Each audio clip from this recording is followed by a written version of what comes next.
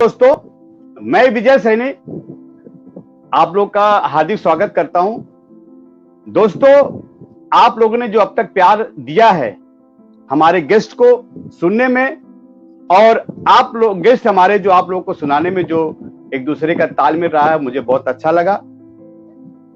आज मैं आपको एक ऐसे महान हस्ती से मिलवाने जा रहा हूं जो 100 प्ले थिएटर के बहुत अच्छे अच्छे प्ले डायरेक्ट किए हैं और कई फिल्में किए हैं उन्होंने, कई वेब सीरीज भी किया है, और सबसे बड़ी बात है कि वो संगीत नाटक एकेडमी से अवार्डेड है। तो आइए दोस्तों, मिलते हैं मुश्ताक काक सर से।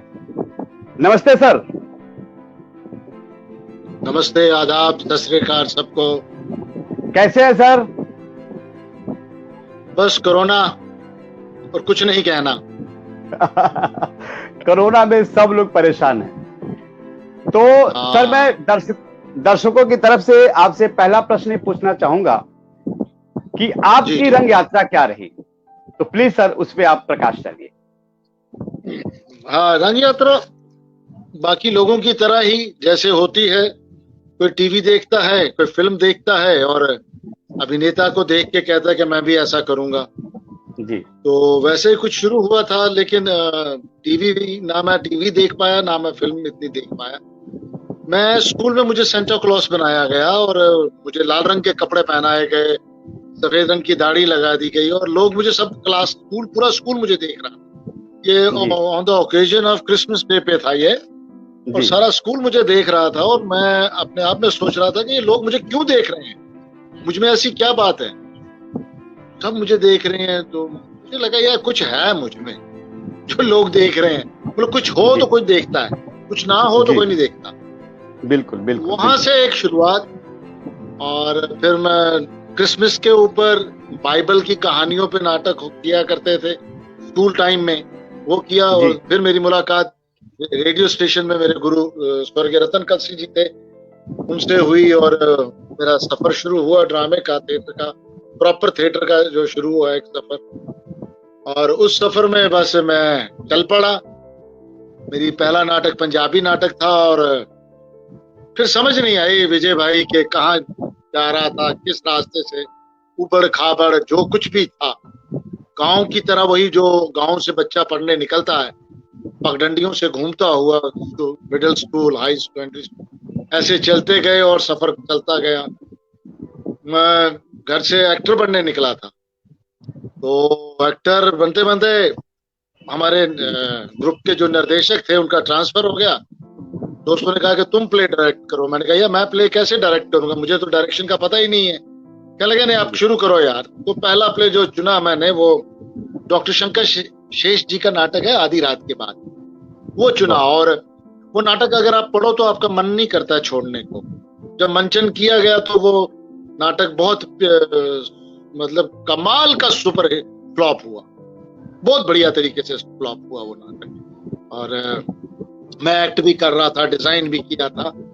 लेकिन विजय भाई लगता है कि अगर वो नाटक फ्लॉप नहीं हुआ होता तो आज मैं जिस मुकाम पर हूं उस मुकाम पर नहीं। लेकिन सर, फ्लॉप होने का कारण क्या था? कुछ नहीं यार, ट्रेनिंग नहीं, कुछ प्रॉपर पता ही नहीं है, बस कुछ राम दिन के शाम दिन बन के कूद गए। ऊपर से डॉक्टर शंकर शेष जी का नाटक, उसमें 2 पात्र, 2 एक्टर स्टेज के ऊपर, दर्शकों को होल्ड करना है, इट्स नॉट ए जोक। इतना आसान नहीं है जैसे आजकल के बच्चे उठा के बस इनको ये पता होना चाहिए कि 3 एक्टर का नाटक है या 2 एक्टर का नाटक है, वो करना है। वैसा नहीं है दोस्त। तो वो चीजें रही। और पहला नाटक था, पता था, डायरेक्शन का पता नहीं था, बन गया डायरेक्टर, वो फ्लॉप हो गया नाटक पूरे तरीके से। लेकिन आहिस्ता आहिस्ता फिर शॉर्ट प्ले करता गया, छोटे छोटे नाटक किए, चले वो नाटक। उसके बाद फिर मैंने संगीत नाटक अकेडमी की एक योजना थी, यंग डायरेक्टर वर्कर स्कीम, उसमें मैंने देवयानी नाटक किया और इत्तेफाक से वो नाटक लखनऊ में मैंने किया, गना संस्थान ऑडिटोरियम में जी। वहां पे वो नाटक हुआ और मुझे उस नाटक ने नेशनल स्क्रीन पे लाया। और फिर दूसरे साल फिर मैंने उसी स्कीम में नाटक किया और दूसरी बार उस टीम में हमारी दोस्त चित्रा जी, बीएनए में वो टीचर हैं आजकल। चित्रा मोहन जी, जी जी जी, हम लोग को पढ़ाया भी चित्रा उन्होंने। जी जी, हाँ, बिल्कुल वो बिल्कुल। उनका नाटक भी था एक, उनका नाटक जी। भी, मेरा नाटक भी था। तो ये हिसार में हुआ था फेस्टिवल, हरियाणा में। जी। तो इस तरीके की शुरुआत, फिर नाटक करने शुरू हो सर, गए। मैं बीच में रोकना चाहूंगा सर, कि जो आपने बताया कि मैंने किसी से थिएटर का नॉलेज नहीं लिया था, जब आपने प्ले किया तो अपने मन से किया या किसी को गुरु कुछ दिन उनसे राय मशवरा लेके कुछ कि भाई हमें प्ले करना है, कैसे क्या करना है, कुछ वो किया आपने? नहीं, जो पहला नाटक किया तो वो तो ऐसे ही, हाँ जी करो, कर लिया, अच्छा, स्क्रिप्ट ढूंढ जी ली, हाँ जी करेंगे, चले बिल्कुल करें। बिल्कुल। कोई कहीं जी से नहीं, कोई गुड़ ज्ञान नहीं है, कोई कुछ नहीं, जी अपने से जी। ही, अपने से वो कहते हैं हमदान बन गए, चलो जी हो जाए, जी। तो बन गए। लेकिन आहिस्ता आहिस्ता जब चलते गए, आगे बढ़ते गए, तो हमारे जम्मू कश्मीर में थिएटर के लिटरेचर की बहुत कमी रही है। कुछ किताबें नहीं, स्क्रिप्ट्स नहीं। तो जी उसके लिए हम दिल्ली आ जाया करते थे, और दिल्ली में फिर हम नेशनल स्कूल ऑफ ड्रामा, संगीत नाटक अकेडमी, साहित्य अकेडमी, वहां चले जाता था मैं। तो वहां जी से किताबें देखता था, उनका 0x करवाता था। तब बाइंडिंग करवाते थे हम, पहले फोटोस्टेट करवा के फिर बाइंडिंग करवा के रखता था मैं किताब। तो वो फिर जी आहिस्ता आहिस्ता किताबें पढ़ता गया। उसके बाद मैंने, हमारे जम्मू में कवि रत्न शर्मा जी हैं, राष्ट्रीय जी नाट्य विद्यालय से पास, बहुत सीनियर वो हैं, पास जी। आउट हैं, उनके साथ काम किया, उनको असिस्ट करता रहा। फिर अब दौर चालू हो गया और फिर निर्देशक ही बन गए। फिर उसके बाद श्रीराम सेंटर पहुंच गए और वहां पे 8-9 साल का एक लंबा अरसा काटा। तो ये रही थोड़ी क्रक्स में जर्नी है। जी। श्रीराम सेंटर के बारे में कुछ बताइए आप, कि वो जर्नी आपकी कैसी रही? श्रीराम सेंटर की जर्नी, हम इंडियन हैबिटेट सेंटर में एक नाटक करने हैं जी। नाटक का नाम था प्रतिबिंब, महेश अलकुंचवार जी का नाटक है प्रतिबिंब। वो करने आए थे और वो एक ओकेजन पे किया था। एक नॉर्वेजियन डायरेक्टर थे, हॉन्स क्रिस्टो। वो 4 लोग थे जो कथकली सीखने इंडिया में आए, और कथकली सीखने के बाद वो कश्मीर गए। जी। तब मिलिटेंसी जो कश्मीर में थे वो पीक पे थी। तो अगर आप थोड़ा सा रिकॉल करेंगे, उसी दौरान एक खबर आई थी कि 4 फॉरेनर्स को मिलिटेंटों ने पकड़ के उनकी गर्दनें काट दी थी। Very horrible. उनमें से एक शख्स जो था, वो हॉन्स क्रिस्टो, वो थिएटर डायरेक्टर था नॉर्वेजियन का। तो वो थोड़ा सा पता चला, तो उनकी याद में हमने ये नाटक प्रतिबिंब वहां किया था। और इत्तेफाक से ये नाटक देखने निर्मल वर्मा जी, अपने विजय तेंदुलकर जी, स्वर्गीय कौशल जी, पन्ना भरत राम जी, ये नाटक देख रहे थे। नाटक खत्म हुआ तो कौशल जी के साथ मेरा पहले ही परिचय था, जीएन कौशल जी से। तो उनसे मिलने में गया तो उन्होंने मुझे तेंदुलकर जी से मिलाया, पन्ना जी से मिलाया, निर्मल वर्मा जी से मिलाया। तो तब विजय तेंदुलकर जी चेयरमैन थे इसके श्रीराम सेंटर के। तो उन्होंने पन्ना जी से कहा कि आप एक डायरेक्टर ढूंढ रही हैं, तो ये डायरेक्टर अब ले लो इसे। पन्ना जी ने मुझे कहा कि आप कल श्रीराम सेंटर आइए तो बातचीत करते हैं। मैंने कहा ठीक है। दूसरे दिन श्रीराम सेंटर चला गया तो बात हुई उनसे। तो उन्होंने कहा जी हमारे रेपेटरी के साथ आप प्रोडक्शन कीजिए। मैंने कहा ठीक है जी, कर लेते हैं। मुझे रेपेटरी के आर्टिस्टों से मिलने के लिए भेजा गया। तब सतीश आनंद जी वहां, तो सतीश आनंद जी ने मुझे मिलाया आर्टिस्टों से। तो फिर थोड़े कौशल जी को उन्होंने कहा कि इनसे कहिए कि ये दिल्ली में हमारे साथ ही रुक जाएं। अच्छा। तो कौशल जी ने मुझे कहा रुक जाओ भाई दिल्ली। मैंने कहा सर दिल्ली कैसे रुकूं, मैं तो सरकारी नौकरी कर रहा हूँ। मैं तो मैकेनिकल इंजीनियरिंग डिपार्टमेंट में नौकरी कर रहा था, परमानेंट पोस्ट थी मेरी। तो उस दौरान फिर ये सारा कुछ किस्सा चला। तो कौशल जी ने बड़े अच्छे तरीके से समझाया, जम्मू में क्या करोगे? मैं थिएटर करूंगा। किस लिए करोगे? मैंने कहा जी नेशनल सीन पे आना है। तो कहते हैं, उन्होंने कहा कि आजा फिर दिल्ली, नेशनल सीन पे आजा, पिच खाली पड़ी है, बैटिंग कर ले। तो बस इस तरीके से हम सेंटर में आ गए और हमने अपना शुरुआत वहां से की। और इसी दौरान जब शुरुआत हुई तो अलग अलग प्रांत से आर्टिस्ट आते थे। रेपेटरी में जैसे होता था, पहला नाटक महाब्राह्मण ब्रह्मानंद गजवी जी का नाटक था, वो शुरू किया। और वो नाटक बहुत सक्सेसफुल रहा, बहुत कामयाब शो। कंटिन्यू उसके 10 शो हॉल फुल जाता था। उसके अलावा फिर नाटक, अनगिनत नाटक मैंने किए दिल्ली में, बहुत नाटक किए। और आपके भारतीय हिंदू नाट्य अकेडमी से काफी लोग पास आउट थे जो उस रेपेटरी में आते रहे, जाते रहे। कुछ इंडियन थिएटर चंडीगढ़ से भी आते रहे, अलग अलग। जैसे आपको मालूम है श्रीराम सेंटर की रेपेटरी में बाहर से लोग आते थे, बिल्कुल, सब लोगों के साथ काम किया और अच्छा दौर रहा। और दिल्ली के मेरे टेनोर में मेरा जो सबसे फ्लॉप नाटक, दिल्ली में भी एक नाटक मेरा फ्लॉप रहा है, वो था लोरका का ब्लड वेडिंग। तो मुझे मानने में कोई आपत्ति नहीं है, वो जो है सो है। उसका फ्लॉप होने का क्या कारण था? एक पता नहीं क्या, वो केमिस्ट्री नहीं बन पाई। बट आप इतनी सत्यता से आप स्वीकार कर रहे हैं, ये बहुत अच्छी बात है। मान लेना चाहिए ना यार, क्यों ना माने। बिल्कुल बिल्कुल बिल्कुल। मतलब आप थिएटर में सबसे पहले यही कहते हैं ना कि अपने आप से तो सच्चे रहो। बिल्कुल। True yourself, true yourself. आदमी झूठ नहीं बोलता है, आदमी अपने आप से झूठ बोलता है। विजय जी, मैं आपको कुछ बात कह दूं झूठ बोल के, वो मैंने आपसे झूठ नहीं बोला, वो मैंने अपने आप से झूठ बोला। ये मेरा मानना है जी। एक प्रश्न और है सर, कि जब आप प्ले को चुनते हैं तो उसमें क्या देखते हैं?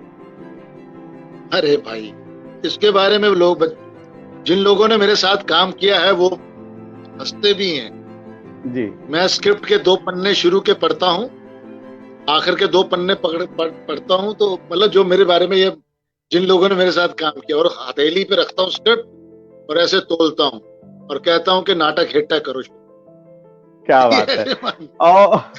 और मैं भी एक बात बताना चाहता हूं सर आपको, कि जब भी मैं भी जब डायरेक्ट करता हूं सीरियल, मैंने बहुत सीरियल डायरेक्ट किया, तो सर जब मैं स्क्रिप्ट मेरे पास आती, जैसे मैं क्राइम अलर्ट शूट करता हूं, डायरेक्ट करता हूं, तो 45 मिनट के उसमें मिनट चाहिए होते हैं, और मैं भी स्क्रिप्ट लेता हूं वैसे, जैसे लेता हूं, बोलता भाई ये 55 मिनट जाएगा, तो प्रोड्यूसर को बुला के बोलता भाई तेरा 10 मिनट कटेगा या 20 मिनट कटेगा, तू राइटर को बोल इसको छोटा करे स्क्रिप्ट। तो ये अच्छी बात। बिल्कुल बिल्कुल सर। एक चीज और काउंट करता हूं। अच्छा, गुड गुड गुड गुड। मैं पेज काउंट करके उसको मिनट के साथ डिवाइड करता हूं, उससे उसकी ड्यूरेशन निकल आती। एक प्रश्न और सर, कि जो थिएटर में तब की स्थिति, आज आप कई सालों से आप थिएटर कर रहे हैं, और आज की स्थिति में कुछ फर्क महसूस करते हैं? हाँ यार विजय भाई, बहुत फर्क है। पहले डेडिकेशन थी, आज का डेडिकेशन कम है जी। आजकल डेडिकेशन कम हो गई है। आज हमें भी अब काम करने में कठिनाई आती है, ये मानना पड़ेगा जी। कठिनाई किस तरीके से आती है कि आर्टिस्ट की अवेलेबिलिटी जी। पहले आर्टिस्ट आता था, कमिटमेंट के लेके आता था जी बस, और एक वक्त पे लोगों ने ये कहा कि यार ये पार्ट टाइम बिताने के लिए थिएटर करते हैं। ऐसी भी बात नहीं है, टाइम बिताने के लिए थिएटर नहीं करते हैं। थिएटर देता है यार, एक डिसिप्लिन लाइफ का देता है थिएटर, ये मान के चलो जी। ये मतलब अगर आज मुझे कोई युवा पीढ़ी के लिए अगर आज थिएटर करना हो तो उनको करना चाहिए थिएटर युवा पीढ़ी को, क्योंकि मेरा ये मानना, मेरा अपना अनुभव है एकेडमिक तौर पे। मैंने 8-9 साल श्रीराम सेंटर की एक एकेडमी, 2 साल का एक्टिंग कोर्स चलाया है, फुल फ्लेज रेपेटरी चलाई है, चिल्ड्रन थिएटर वर्कशॉप चलाया है, उसके अलावा बाकी लेक्चर। मेरा ये मानना है कि शाम का वक्त जो होता है 4:30 से लेके 7 बजे तक का, वो युवा पीढ़ी के अंदर एक कुलबलाहट होना शुरू हो जाती है। क्या बात। 4:30 से लेके 7 कुलबलाहट शुरू होते, क्या करें क्या करें क्या ना करें, क्या करें क्या करें। और जहां पे मुझे कहने में कोई आपत्ति नहीं है कि इसी में वो दूसरी तरफ से शुरू हो जाते हैं कि हम यही के कुछ नशे में, कुछ गलत कामों में, कुछ इस तरह के चीजों में जो यूथ है वो जाना शुरू हो जाता है। यही टाइम होता है। अगर बच्चा रंगमंच में है, वो थिएटर ज्वाइन कर लेता है, तो उसे मालूम है मुझे 5 बजे रिहर्सल पे जाना है, 4:30 बजे रिहर्सल पे जाना है, 8 बजे तक वो जो उसका वो टाइम होता है ना, वो टाइम किल हो जाता है जी। वो उसकी कुलबलाहट किल हो जाती, वो व्यस्त हो जाता है उस थिएटर की रिहर्सल में, उस प्रैक्टिस में, और वहां वो बैठ के 4 बातें होती है, मस्ती भी होती है, मजाक भी होता है, लेकिन आपस में जनरल नॉलेज की बात भी होती है। चार लाइनों पे बात भी होती है। तो ये थिएटर लाइफ देता है। हम ये नहीं कहेंगे थिएटर ने पैसा पैसा पैसा पैसा देता है थिएटर यार, लेकिन जो आपकी लिविंग लाइफ है, जिंदगी है, उसको भी एक मोड़ देता है। उससे क्यों नहीं, उसके लिए आप थिएटर का शुक्रिया अदा क्यों नहीं करते हैं? ये मेरा मानना है। बिल्कुल। एक प्रश्न और सर कि जो एक गुरु शिष्य परंपरा रही है, पहले मुझे याद है कि मैं भी जब भौमिक दादा के साथ इलाहाबाद थिएटर करता था, तो जैसे वो 7 बजे भौमिक दादा सिनेट हॉल में रिहर्सल जब करते थे, तो जैसे मैं अपनी बात बताता, जाके झाड़ू पोछा लगाता था, प्लस क्लीन करता था, सबको चाय पिलाता था, जो भी एक जिम्मेदारी हमको मिलती थी हम करते थे। कहीं लगता है कि आजकल के जो नौजवान जो एक्टर बनने के लिए आते हैं थिएटर में, तो वो कहीं कुछ कमी महसूस होती है? या आपने भी देखा होगा कि बहुत बच्चे ऐसे हैं कि फटाफट सब काम करते हैं, कुछ कहते हैं अरे मैं नहीं करूंगा, मैं सिर्फ एक्टिंग करने आया हूं। वो लगता है आपको कभी कभी महसूस होता है कि? विजय जी, आज आप किसी मुकाम पर अगर बैठे हो तो ये जो वो झाड़ू लगाया था ना शुरुआती दौर में, ये उसी की देन जी। हमने भी झाड़ू लगाया, लेकिन आज की जो पीढ़ी है, हम श्रीराम सेंटर में थे तो हर एक आ जाता था मुझे एक्टिंग सीखनी है, एक्टिंग करनी। अरे भाई, हमारे पास ना कोई वैसा कैप्सूल है, ना ही वैसा इंजेक्शन है जो आपको लगा दें और आप 2 साल के बाद शाहरुख खान और माधुरी दीक्षित बन के मैदान में उतर जाएं।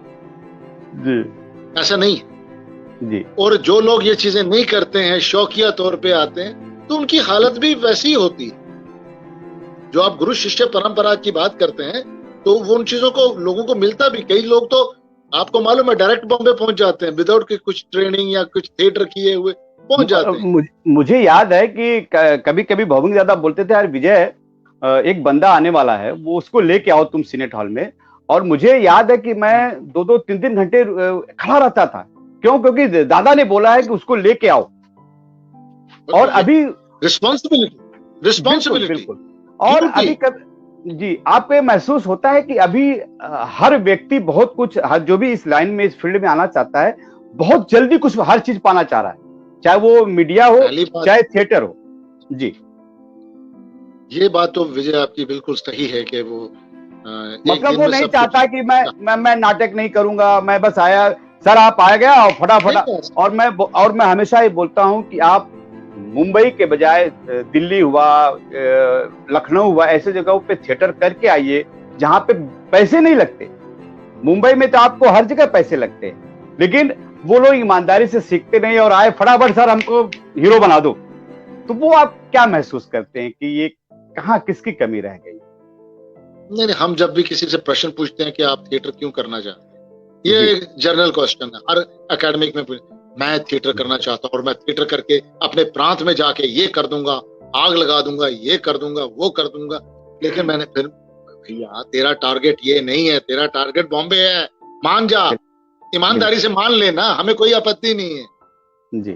तेरा सच तेरे को फेवर कर जाएगा, तू अपने आप से सच बोलेगा। पहली बात तो ये है कि जो थिएटर करने आते हैं वो अपने आप से पूछें कि वो थिएटर क्यों करने आ रहे हैं, किस लिए आ रहे हैं।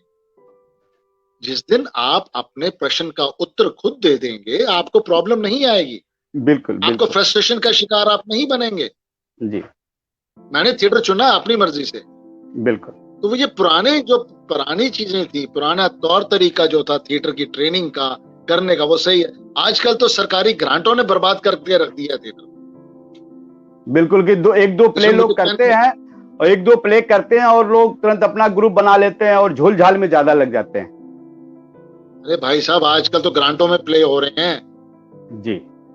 हमने अपने टाइम पे ग्रांट्स नाम की कोई चीज नहीं देखी थी जी। थोड़ा सा डोनेशन इकट्ठा वगैरह करते थे और नाटक कर देते थे। आजकल तो नाटक करने के लिए पैसा हर जगह, मतलब पैसा। अरे यार पहले करो तो सही कुछ। बिल्कुल बिल्कुल। ग्रांटें इतनी पड़ी हुई हैं, मतलब मैं उस विषय पे नहीं जाना चाहता। ग्रांट्स वाले लोग, ग्रांट्स ने भी तो थिएटर, वो जो एक डिपार्टमेंट ऑफ कल्चर से ग्रांट थी, इंडिविजुअल ग्रांट जी, इंडिविजुअल ग्रांट पर हर एक आदमी ले रहा था। तो उस ग्रांट में बस वही एक नाटक होता था, उसके बाद नहीं होता था। वो नाटक ही ग्रांट के लिए होता था जी। नाटक ग्रांट के लिए नहीं करना है ना। नहीं, बिल्कुल नहीं, बिल्कुल सही बात है। सर, आपका सबसे बढ़िया प्ले जिसको आपने डायरेक्ट किया और लगा वाह क्या मैंने डायरेक्ट किया है, तो कौन सा प्ले? नहीं यार, अभी तक कुछ ऐसा नहीं। अच्छा, जिस दिन ऐसा लग जाएगा ना कि ये प्ले कमाल का हो गया, उस दिन थिएटर करना छोड़ दूंगा। नहीं, आपको थिएटर कमाल कर दिया ना, मैंने कमाल कर दिया। जी जी जी जी, जी। मेरे चीज और देखें, एक बुजुर्ग होने के नाते मेरा ये मानना है कि मेरे तो सारे बच्चे बराबर है ना। मैं एक बच्चे को अच्छा कहूँ, एक को बुरा कहूँ, वैसा नहीं। बिल्कुल। जब प्ले आप डायरेक्ट करते हैं, जब स्टेज पे आता है, तालियां मिलती है तो बड़ी खुशी होती है। तो आप एक्टरों, जो बहुत लोग होते हैं कि बहुत एक्टर बहुत अच्छा कर जाते हैं, बहुत लोग अच्छा नहीं कर पाते हैं, तो एक डायरेक्टर के नजरिए से आप उनको क्या नसीहत देते हैं? देखिए विजय भाई, मेरा ये मानना, मेरा अपना है। जी। आप पता नहीं मेरी बात से इत्तेफाक रखेंगे कि नहीं, या बाकी जो मित्र सुन रहे हैं वो भी, और जो मेरा ये मानना है, मैंने प्रोफेशनल रेपर्टरी में भी काम किया है जी, मैंने एक्टिंग स्कूल में भी काम किया है, और मैंने अमेच्योर ग्रुप में भी काम किया जी। तीनों अलग अलग विधाएं हैं काम करने की, तीनों जगह अलग अलग तरीके हैं काम करने के। बिल्कुल। देखें, जब आप स्टूडेंट्स के साथ प्रोडक्शन करते हैं, आपने देखा होगा विजय भाई कि कोई भी डायरेक्टर स्टूडेंट्स के साथ जब नाटक कर रहा होता है तो वो नाटक हिट करने के चक्कर में डायरेक्टर लगा रहता है। बिल्कुल। मैं उसके उलट में हूँ।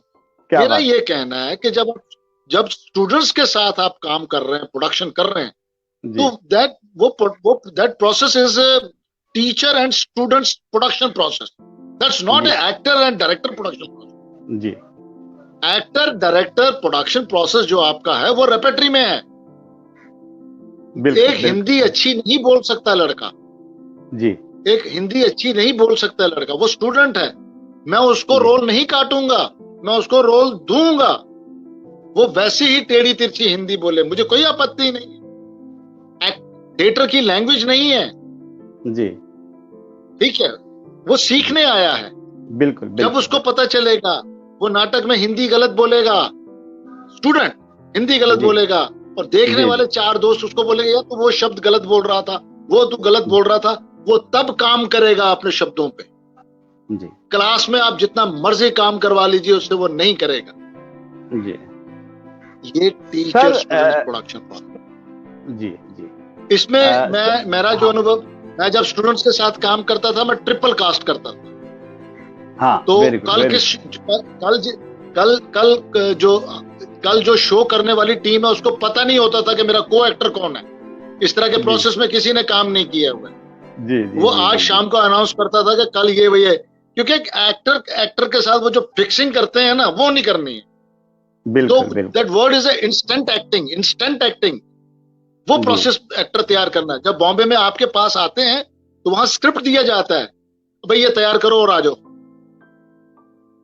जी। तब अगर ये इंस्टेंट प्रोसेस में गुजरा होता आदमी होता है ना, तो वो कर लेता है।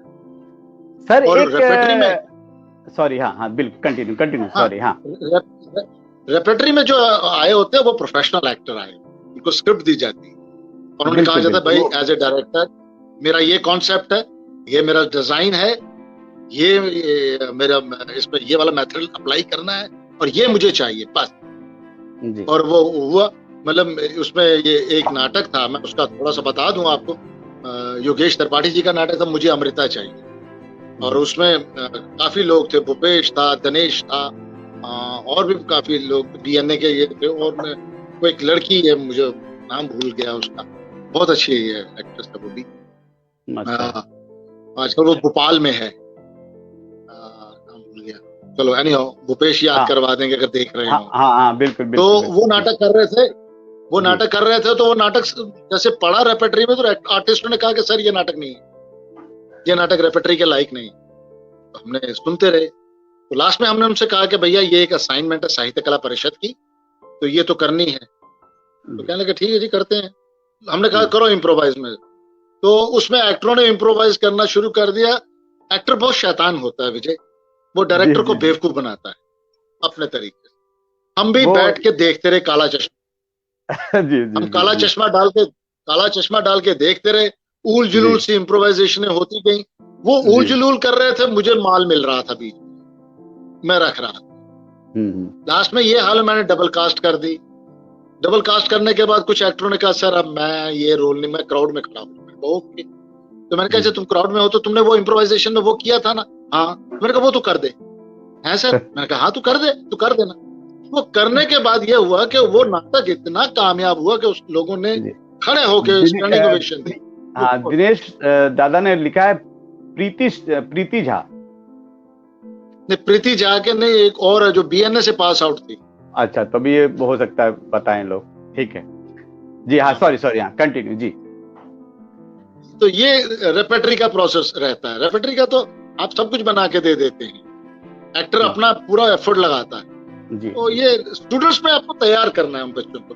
स्टूडेंट्स के साथ मैं जब भी नाटक करता हूँ, मैं ये नहीं रखता कि नाटक हिट होना चाहिए, अखबार में मुश्ताक का कि जयकारा बोलना चाहिए। No, not at all. मैं जिन बच्चों के साथ काम करके चला जाऊंगा वो बच्चे मुझे याद रखने चाहिए, मुझे नहीं चाहिए हाँ मैं रेपेटरी का नाटक करूंगा उसमें मुझे नाटक प्रोफेशनल वर्क। ये मेरा कहने का। हाँ, ये बबीता जी। नहीं बबीता भी नहीं तो भूपेश दादा। अरे यार, अरे भाई जो बीएनए वाला जो भूपेश दिनेश जो बॉडी का था, मैं बॉडी बन पुष्पा नहीं ना? एग्जैक्ट पुष्पा श्रीवास्तव। हाँ, वो मेरी जूनियर भी थे, हम लोग के बीएनए में हमारी जूनियर भी थी, वो लखनऊ की थे। हाँ जी जी जी जी। सर एक प्रश्न और है, प्रश्न तो बहुत है बट कि जब आप सर, मैं पहली बार सामने आया हूं, कुछ गलती होगा तो माफ कीजिएगा सर। नहीं सर, कई बार देखा गया कि एक ग्रुप जब तैयार होता है, डायरेक्टर बड़ी मेहनत से बच्चों को तैयार करता है, चाहे वो 10 का ग्रुप हो, 20 का ग्रुप हो, और ये सबके दिल में होता है। मैं भी फील करता हूं कभी कभी। आपने उसको 2 साल 5 साल 4 साल उसको तैयार करते हैं, इसके बाद वो एनएसडी बीएनए का एग्जाम देता है और सीधे वो मुंबई का रुख कर देता है। जी। कभी ग्रुप की तरफ नहीं देखता है। शायद वो मैंने भी फील किया, मैं भी भौमिक दादा के साथ काम करता था इलाहाबाद, और मैं भी बीएनए किया और सीधे मुंबई। पिछले दिनों भौमिक जी भी ये वाला दुखड़ा रो रहे थे। ये बात हुई तो मैं उन्हीं के पॉइंट ऑफ व्यू से बोल रहा हूँ। मैंने भौमिक दादा को बोला भी कि दादा, वो मेरे ऊपर भी वो चीज गुजरती है कि मैंने भी नहीं ध्यान दिया, क्योंकि मेरा क्लियर था कि शादी हो चुकी थी और मुझे बॉम्बे जाके कुछ करना था। तो वो अपना दुख बयां कर रहे थे और बहुत जेन्युइन बयां कर रहे थे। तो सर आप बताइए ना, कैसा लगता है? मैंने जिंदगी में एक शुरू में इस तरीके का बड़ी दर्द होती थी, तकलीफ होती थी जी, जिसके लिए इतना कुछ करते थे, उसके बाद आपको उससे कुछ नहीं मिलता क्या है, मतलब यही चीजें।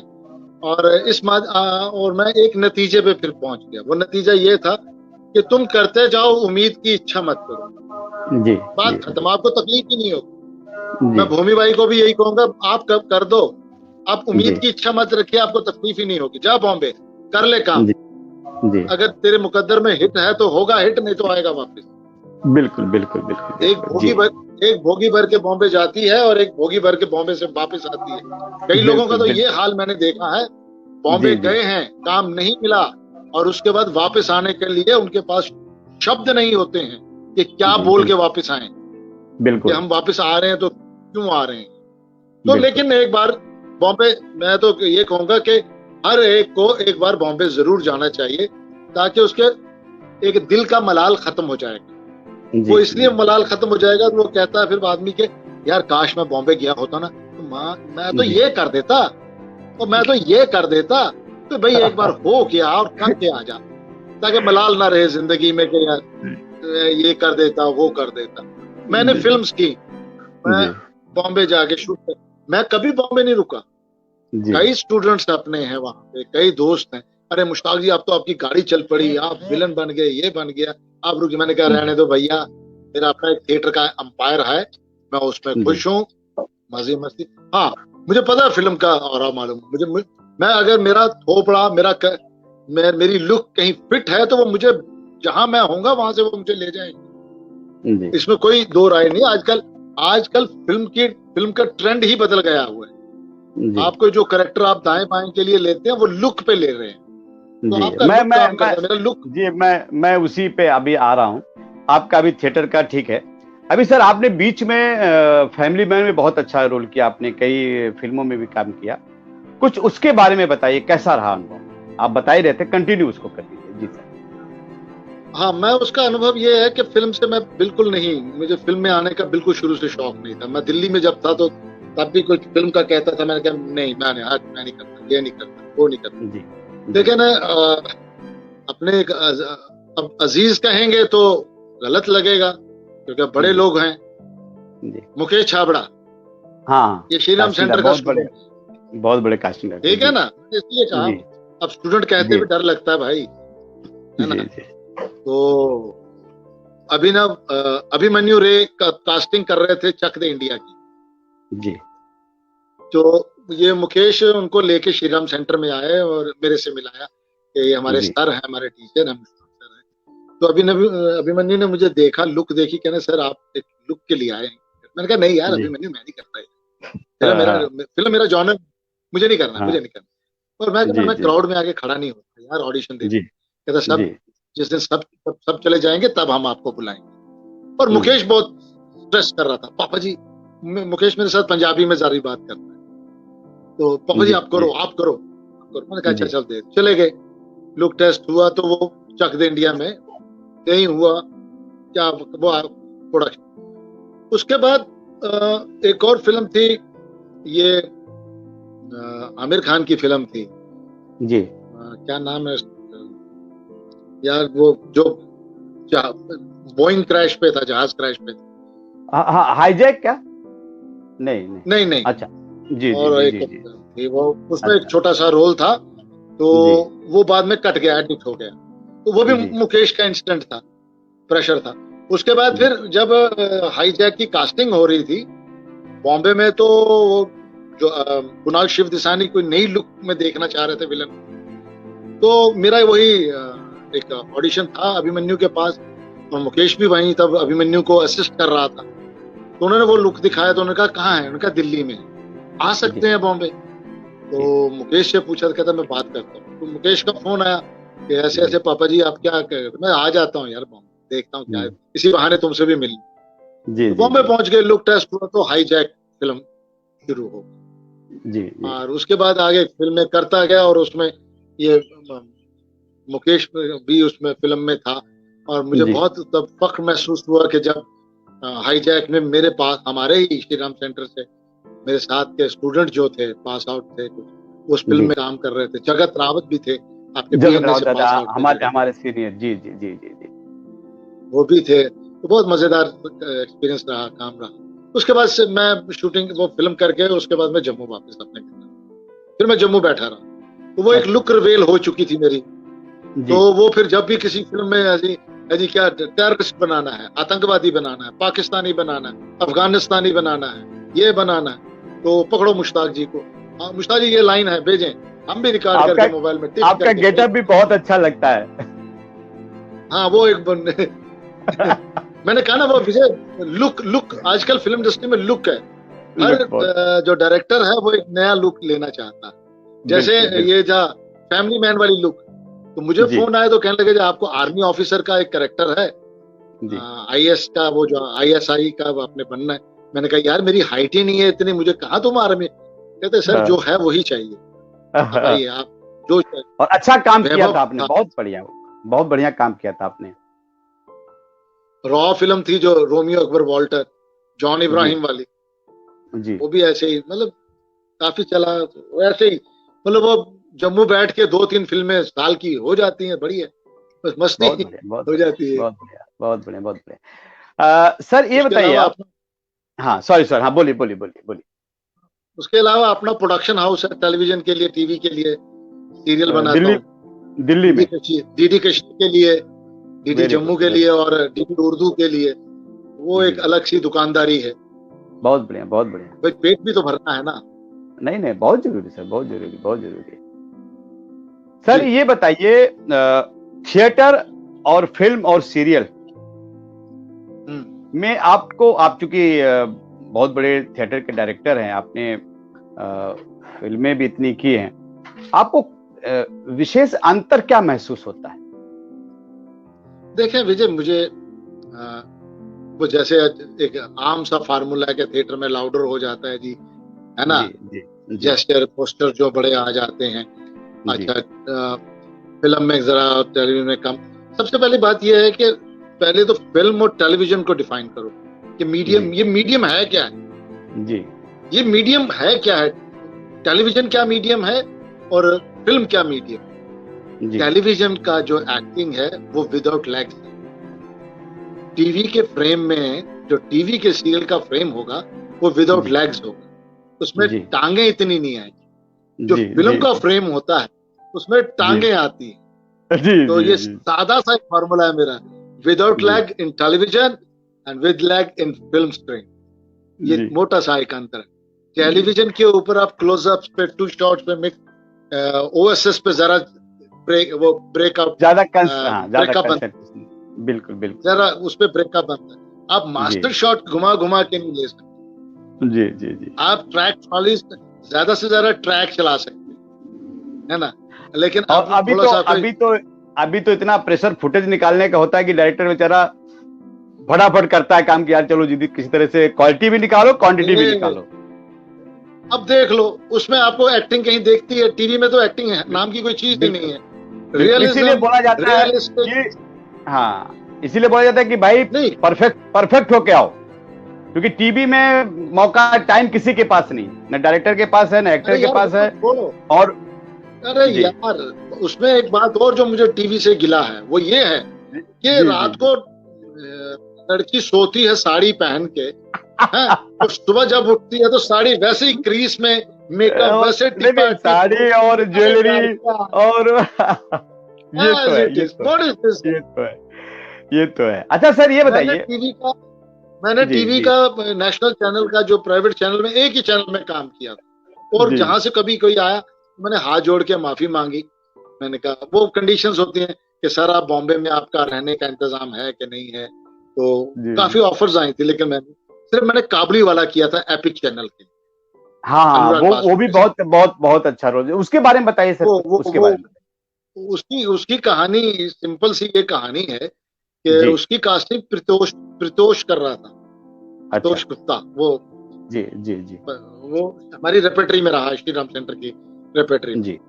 तो अनुराग बासु कोई नया फेस ढूंढ रहे थे, तो उन्होंने मेरा एक दो पगड़ी पहन के पठानी लुक में लुक दिखाया। तो उन्होंने कहा जो आपने मुझे जो फोटो आपने मुझे भेजा था, नहीं वो नहीं है। अच्छा, लेकिन वो भी बहुत अच्छा लुक का फोटो था। जी ये लेटेस्ट है, ये ऐसे लेटेस्ट। अच्छा। तो वो उसमें वो भेजा, तो उन्होंने कहा बुलाओ यार इनको। तो फिर वो डरने लगे, सर बजट और ये वो। तो मुझे प्रतुष का फोन आया, सर ऐसे ऐसे है, तो सर बजट बहुत कम है। तो हमने कहा है क्या है? कहता है एक सीरियल है सर एपिक चैनल। मैंने कहा चलो एपिक चैनल का सुना है यार, अच्छा काम का दे रहा है, अच्छा। इतना एडवर्टाइजमेंट नहीं है लेकिन माल अच्छा है उसमें। तो मैंने कहा प्रोडक्शन हाउस कौन सा है? तो बोला फला, लेकिन सर बजट नहीं है। तो मैंने कहा यार तू चल तो सही, डायरेक्टर कौन है? अनुराग बासु। गुड, मैं कहानी कौन सा है? कहता काबुली वाला। मैं रोल कौन सा है? कहता सर काबुली वाला। मैंने कहा जो भी फीस दोगे डन, आ रहा हूँ। क्या बात। क्योंकि वो कैरेक्टर था, क्योंकि उस कैरेक्टर करके मैं रहूं या ना रहूं जी, गूगल में, यूट्यूब में वो कैरेक्टर रहेगा आज भी, क्योंकि वो कहानी इतनी पॉपुलर है, इतनी पॉपुलर कहानी है। बलराज साहनी को लोग याद करते हैं उस कहानी से। बिल्कुल, मैं क्षमा चाहता हूँ बलराज साहनी के, मतलब हम उनको नमन करते हैं, और वैसे हम एक्टर नहीं है, लेकिन लगा कि नहीं यार करना चाहिए, कहीं जिंदा रहे। तो ये वजह थी मेरी वो कैरेक्टर करने जी। एक प्रश्न सर, कि आप थिएटर के इतने बड़े डायरेक्टर हैं, और जब आप शूट देखते हैं, कोई फिल्म शूट कर रहा है, सीरियल शूट कर रहा है, तो एक कभी लगता है यार ये डायरेक्टर पता नहीं, कुछ लगता है जब एक डायरेक्टर होते हुए आपको क्या फील होता है कि यार मुझे लगता है यहाँ ऐसा नहीं ऐसा होना चाहिए, ऐसा नहीं ऐसा होना चाहिए, कभी फील होता है आपको? नहीं, वो बेवकूफी है ऐसा सोचना जी। कोई भी डायरेक्टर अगर किसी यूनिट में गया है काम करने के लिए एज ए एक्टर, तो वो अपनी औकात में रहे, एक्टर बन के रहे। बहुत अगर डायरेक्टर बनना है तो अपना फिर एक्टर मत बन, फिर डायरेक्टर ही बन जी। मेरा ये मानना है। बिल्कुल बिल्कुल सही। मुझे क्योंकि मैं इसलिए प्रश्न किया कि क्षमा, बहुत लोग नहीं जी जी बोलिए बोलिए। नहीं मेरा ये मानना नहीं, मेरा ये मानना है कि मैं वहां पे एज ए एक्टर हूं, मैं एज ए एक्टर रहूंगा। मुझे जी डायरेक्टर जो कमांड देगा, क्योंकि मैंने उसकी जरूरत पूरी करनी है, क्योंकि मुझे बिल्कुल प्रोड्यूसर उसकी जरूरत जो उसको चाहिए उसके लिए मुझे पैसा बिल्कुल दे रहा है यार।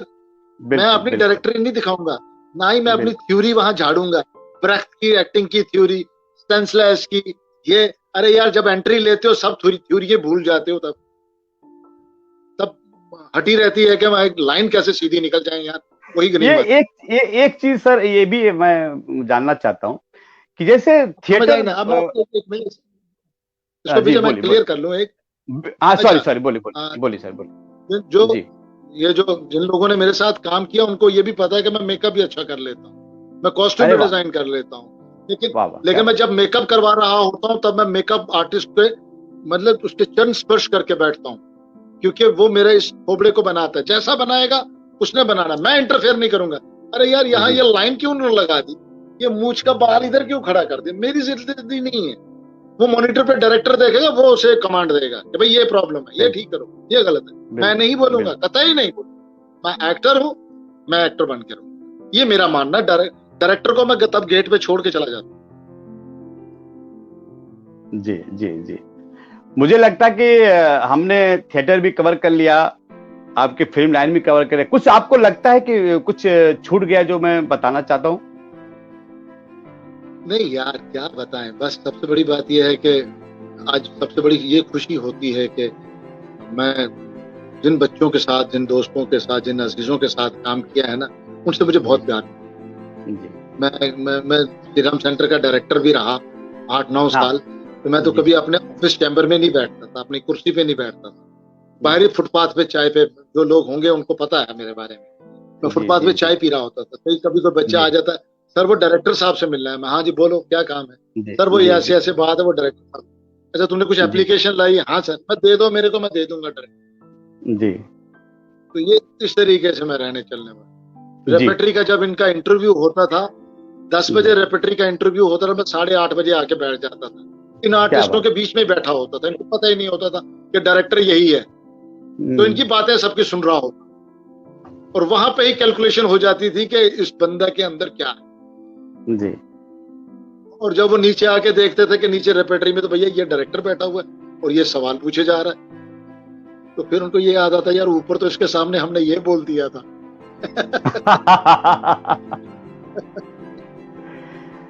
सर कोरोना किस महामारी में, चाहे वो थिएटर हो, चाहे वो थिएटर का एक्टर हो, चाहे फिल्म सीरियल, सब लोग बहुत प्रभावित हुए हैं। और जो एक मेरा मेन मुद्दा भी यही है, ऐसे डिप्रेशन के माहौल में आप क्या बोलना चाहेंगे उन लोगों को, क्या आप बताना चाहेंगे? ये बहुत जरूरी प्रश्न था जो आपको पूछ लिया, अच्छा किया, नहीं तो आप नहीं जी पूछते तो मैं बीच में खुद तगड़ी मारता जी इस बात के। जी जी डिप्रेशन। जी पिछले दिनों एक एमपी स्कूल ऑफ ड्रामा की लड़की ने सुसाइड कर लिया। जी इत्तेफाक से उस लड़की के साथ मैंने काम किया हुआ है, मैं वहाँ एमपी स्कूल ऑफ ड्रामा में गया था पढ़ाने। जी उसके अलावा और भी बड़े बड़े, सुशांत सिंह ने भी कर लिया, हाँ बहुत बहुत सुसाइड कर बहुत लिया, अभी जी बहुत से चल रहा है। लेकिन हम रंगकर्मी जितने हैं, और इसका श्रेय आप लोगों को जाता है। ये लोग इस बात को, हमारे सीनियर लोग भी, शायद वो लोग भी, ऐसे मुझे कहने में कोई आपत्ति नहीं है, ऐसे लोग भी थे जो हमें कहा करते थे, और तुम क्या ये फेसबुक पे फोटो डाल देते हो, ये नाटक किया, वो नाटक किया है, क्या डालते रहते हो, ये क्या बताना चाहते हो? जी ठीक है, बोलो वो फेसबुक पे कहीं नहीं आते थे, लेकिन आज वो भी आए, आप वो भी आए, सब आए बारी बारी करके। कहने का मतलब ये है कि आप लोगों को सल्यूट है, जैसे आपने ये एक सीरीज शुरू की है, एक लड़की है मेरा मंच के नाम से, वो करती है, क्या नाम है उसका? गीतांजलि गीतांजलि गीतांजलि जी, वो कर रही हैं। उधर से वो कुंदियार नीरज कुंदियार का भाई लड़का है, वो कर रहे हैं, और बहुत से लोग कर रहे हैं यार। और ये जो तुम लोग कर रहे हो ना, ये एक हिस्ट्री है अपने आप में, और आप लोग हम जैसे बूढ़े रंग कर्मियों को वेंटिलेटर पे चला रहे हो। हम मर चुके होते, ये वेंटिलेटर का काम कर रहा है, ये सेमिनार, ये डिस्कशन। इस वक्त अगर 20 लोग सुन रहे हैं तो 20 मिनट के लिए, आधा घंटा या 25 मिनट के लिए वो बिल्कुल आमने सामने बात कर रहे हैं। हम, वो मुझे देख रहे हैं, मैं भी उनको सुन रहा हूँ, आपको देख रहा हूँ, और वो मुझे देख के अपनी पुरानी यादों में चले गए हैं कि सर के साथ ऐसे काम करते थे, ये करते थे। ये क्या है? इसका श्रेय आप लोगों को देना है। हमने वर्ल्ड वॉर जब हुई थी तब ऑडिटोरियम उड़ गए थे, तब भी एक खोज हुई थी कि नाटक कहां होगा, तब एलिनेशन ब्रेख्त भी उतर के आ गया था। इसीलिए आज हमारे पास सोशल मीडिया ये है, डिजिटल है, वर्चुअल है, हम इस पे कूदे। हालांकि कुछ लोगों को शुरू में बड़ी आपत्ति हो रही है, प्रॉब्लम हो रही है, मुझे कहने में कोई एतराज नहीं, मेरा कोई क्या बिगाड़ेगा यार। नहीं, बिल्कुल सही बात कि लेकिन ये है जिंदा। हम वेंटिलेटर पे चल रहे हैं इस वक्त, वेंटिलेटर लिया मिला है, थैंक्स गॉड के वेंटिलेटर, ऑक्सीजन मिल रही है हमसे। और सबसे बड़ी बात है कि आप जैसे महानुभाव के हम लोग कितना अच्छी अच्छी बातें सुन रहे हैं। मैं सर क्यों, मैं एक चीज बताना चाहूंगा कि मैं क्यों ये शुरू किया। मैं जब सुशांत सिंह मर गए और 2-3 लोग और मर गए तो मेरे मन में बड़ा वो था, पूरे डिप्रेशन में। और मेरे कई अपनी टीम के लोग, जैसे एक्टर हुआ, मेरे असिस्टेंट हुआ, सारे लोग बहुत परेशान थे, डिप्रेशन में थे। तो मैंने कहा यार क्या करें, हम भी बैठे बैठे दिमाग परेशान हो गया। मैंने कहा क्यों ना ऐसा किया जाए कि सब अच्छे अच्छे लोगों को बुलाया जाए, उनकी ज्ञान की बातें सुनी जाए। बहुत लोग बोलते हैं यार वो फिल्मों में इतना हिट हो गया, थिएटर में इतना आगे चला गया, लेकिन उसके पीछे की कोई जर्नी नहीं जानता। तो मेरा एक सिर्फ मकसद था कि आप लोगों को सुने, उनकी बातों को सुने और अपनी जहन में रखें, ताकि वो उससे कुछ ज्ञान ले सके और कुछ पॉजिटिव थॉट बना के रखें।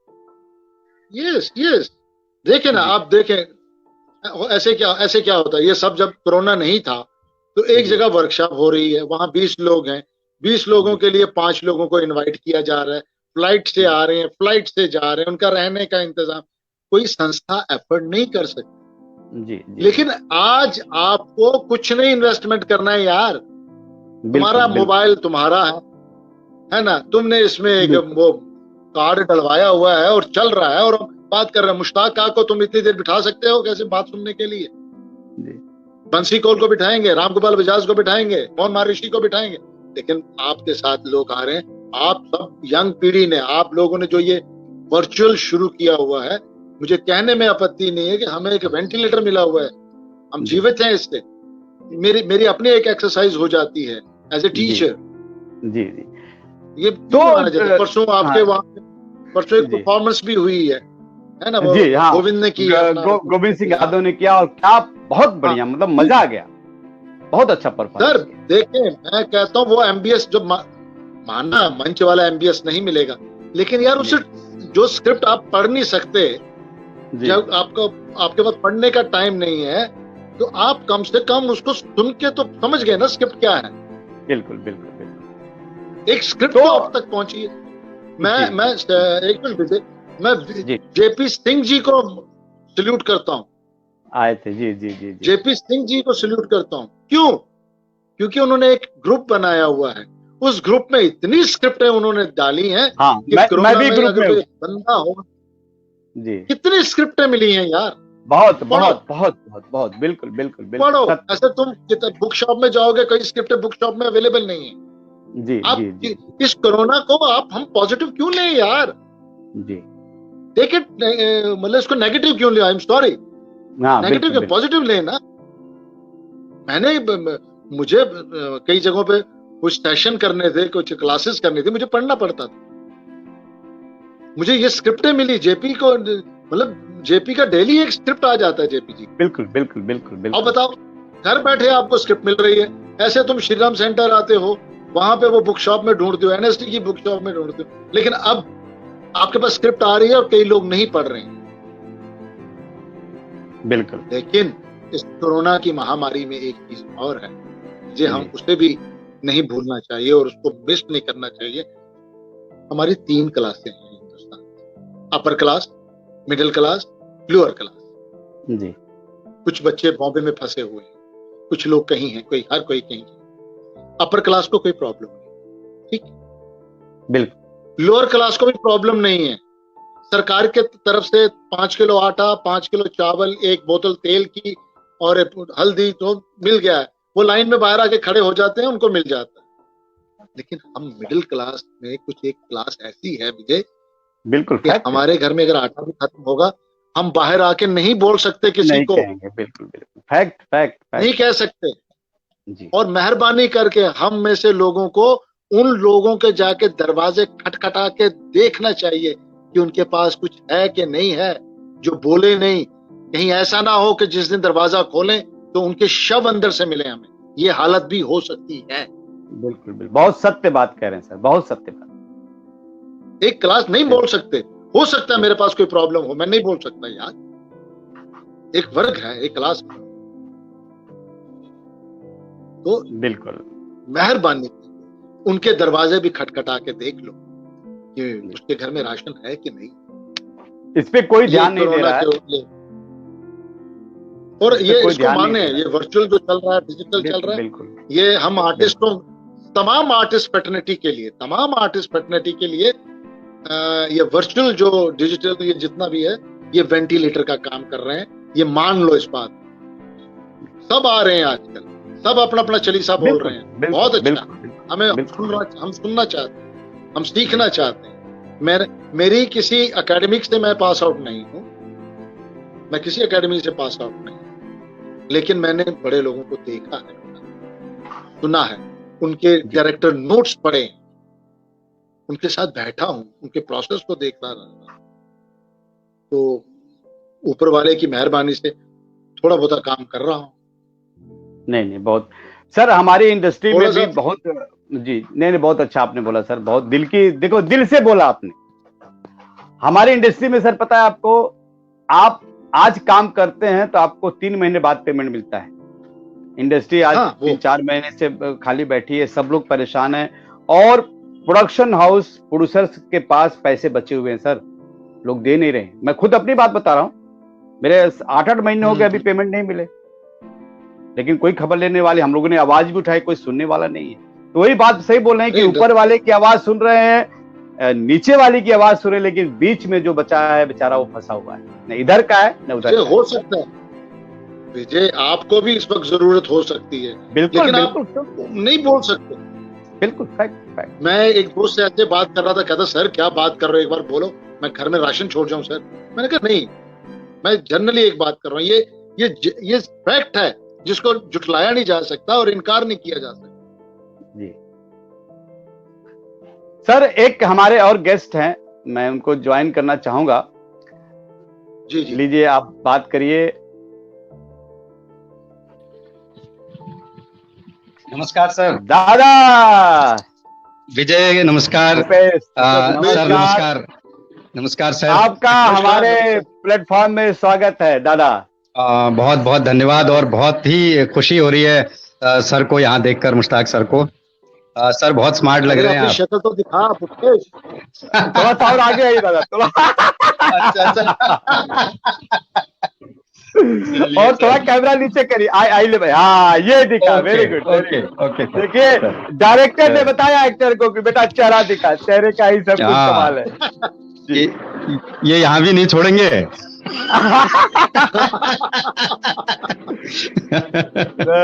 दादा आपने नहीं दिख रहे हैं सर। हेलो सर, कहाँ गए भाई? हेलो,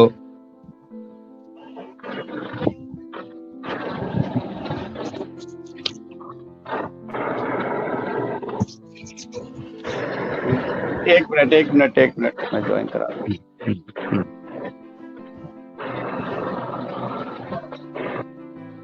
सर छोड़कर कहाँ चले गए हम लोग को?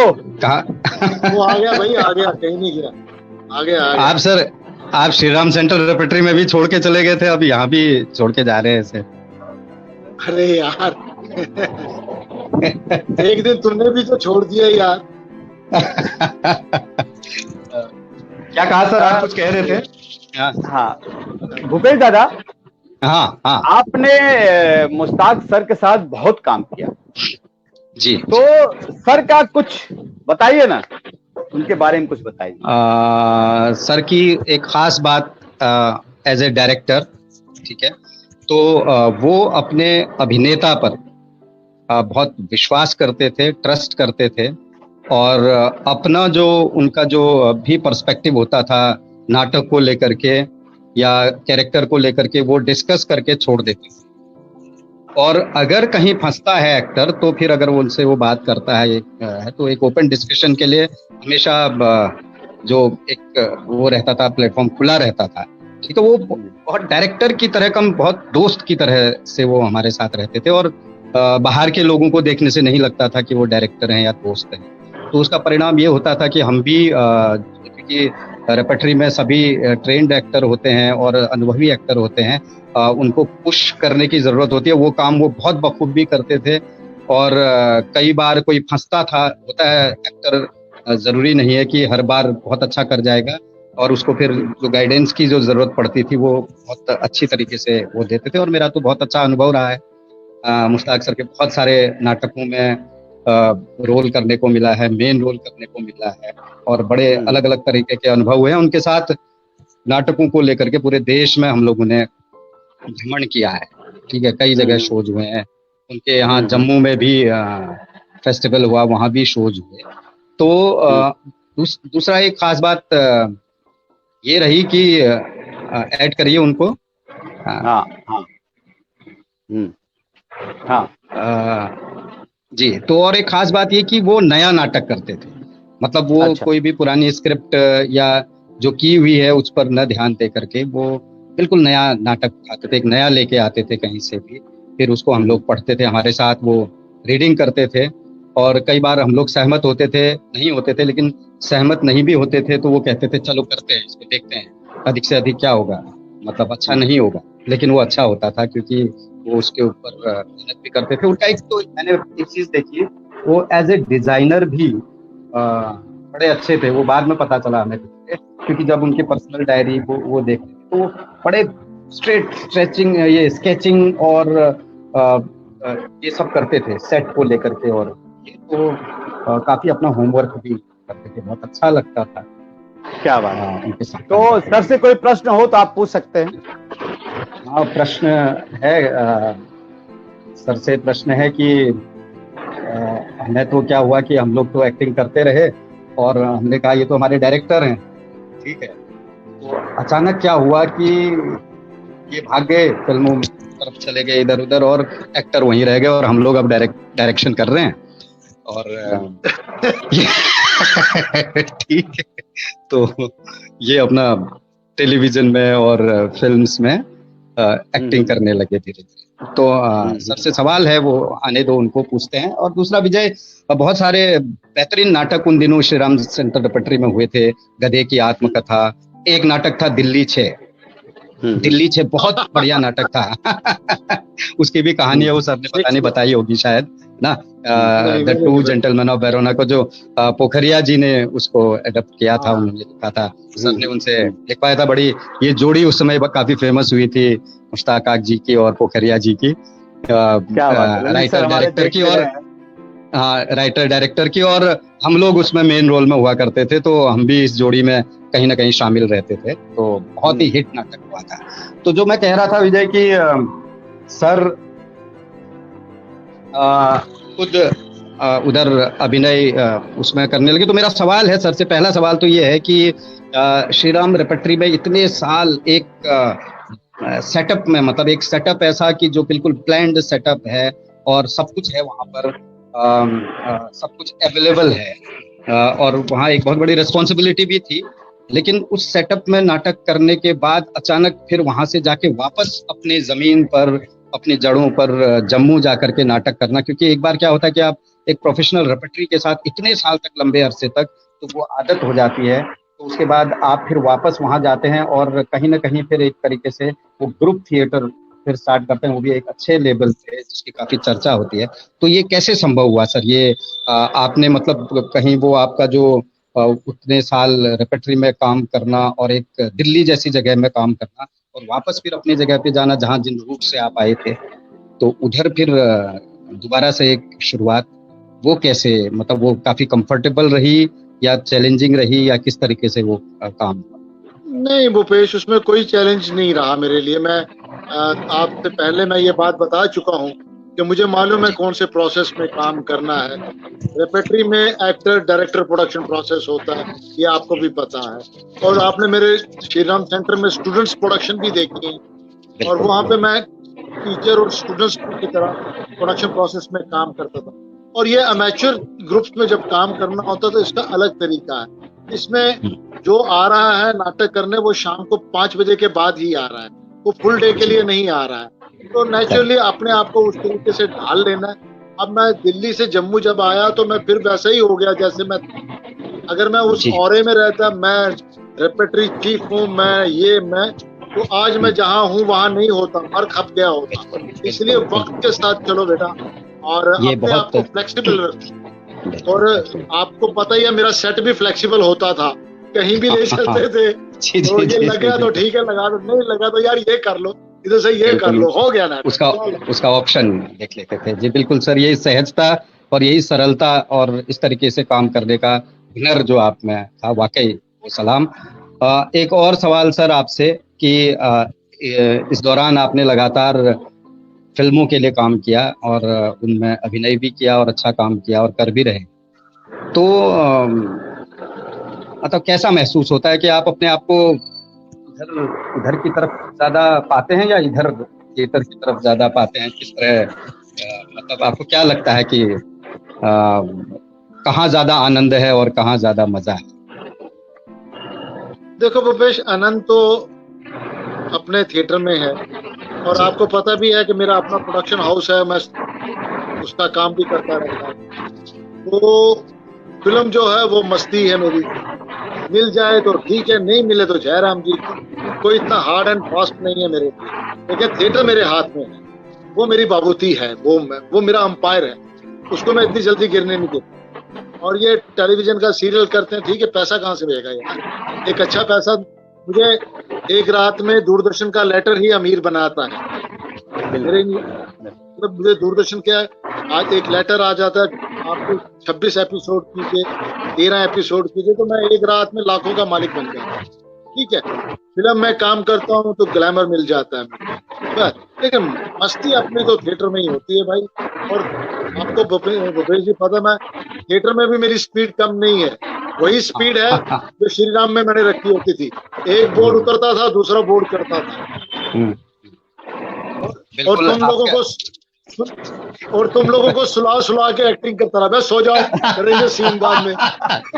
और आपका सर एक वक्त था जब श्री राम सेंटर में आपका फेस्टिवल काफी चर्चित था, लोग बोलते थे कि मुरंगम हो रहा है।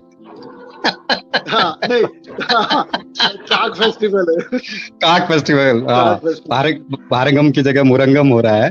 तो वो भी एक बड़ी बात थी, क्योंकि इतने नाटक कर पाना और लगातार नए नाटक करना, ये बहुत बेहतरीन। और एक आप सब कलाकारों का बहुत, जितने भी थे, आप थे, गणेश था, अपना निशित रंजन पानीगिरी, उसका भी फोन पिछले दिनों, सुभाष चंद्रा, विनोद महाड़ी, और पुष्पा, प्रीति, ये क्या दफाली, बहुत हैं यार, कितने लोग आए, कितने के, अनुराग, जी बिल्कुल, जीतू वगैरह, बहुत, मतलब बहुत कम नाम याद है, बहुत कम, लेकिन बहुत।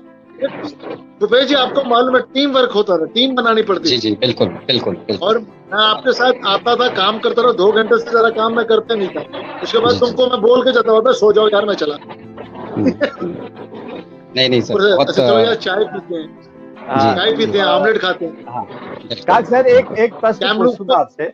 हाँ सॉरी, हाँ सर, आपके शिष्य लोग इतने आगे बढ़े, जैसे भूपेश दादा बहुत अच्छा काम कर रहे हैं, और भी लोग बहुत अच्छा काम कर रहे हैं, उनको आप क्या कुछ कहना चाहेंगे? बस काम कर रहे हैं, अच्छी बात है, काम करते रहें और ईमानदारी से काम करते रहें, कुछ नहीं होगा। ये तो भूपेश को मालूम है, मैं शुरू से बोलता हूँ, भाई नीयत अपनी साफ रखो, तुम्हारा बाल बांका नहीं होगा। और जो काम करना जानता है ना विजय जी, जो काम करना जानता है तो कभी भूखा नहीं मरता। बिल्कुल सही बात, बिल्कुल उसको काम मिलेगा। बिल्कुल। थैंक यू दादा। और काम थैंक यू दादा, आपने मजा आ गया, आपने जो शेयर किया। और थैंक यू विजय। और सर नमस्कार, थैंक यू, नमस्कार। अच्छी मुलाकात हुई सर आपसे। सर एक गेस्ट हमारे और है, मैं उनसे आपको मिलवाता हूँ। जी नमस्कार दादा। ये श्वेता जी हैं, बीएनए की हमारी जूनियर रही हैं और बहुत अच्छा। हाँ जी जी जी जी।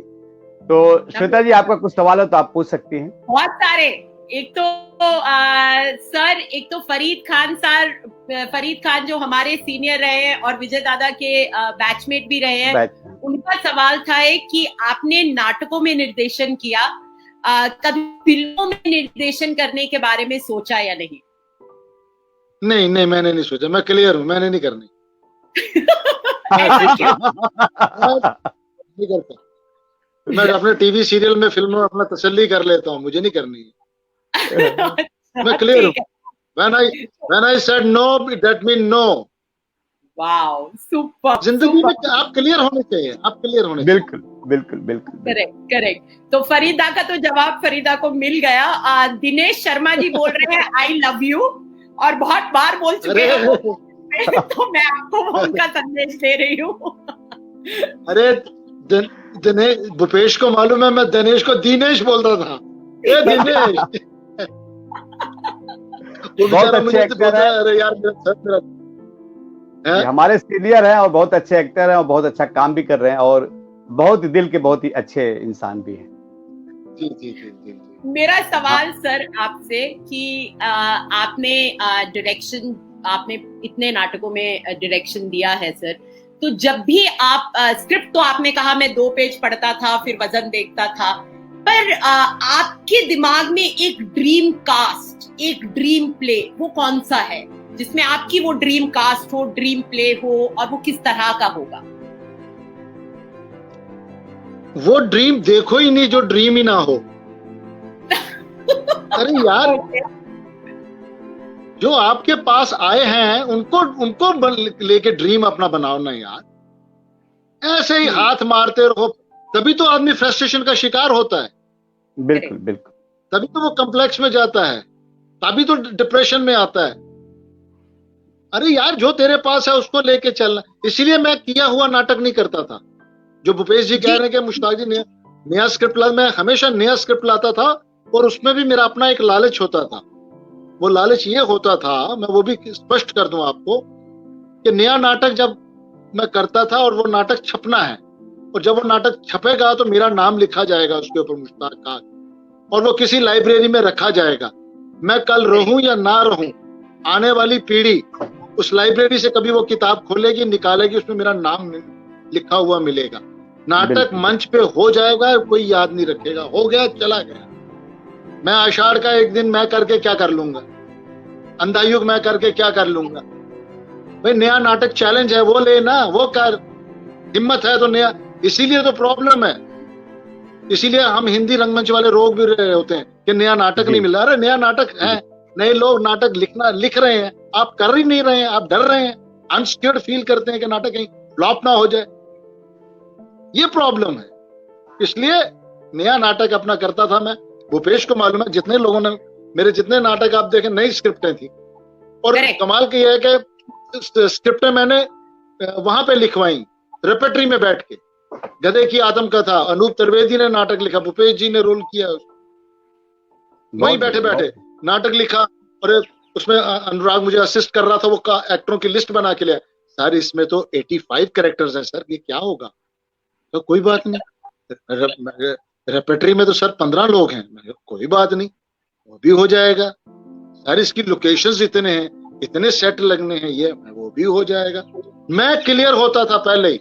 मेरा, जैसे भूपेश ने कहा, मेरा पेपर पूरा क्लियर होता था।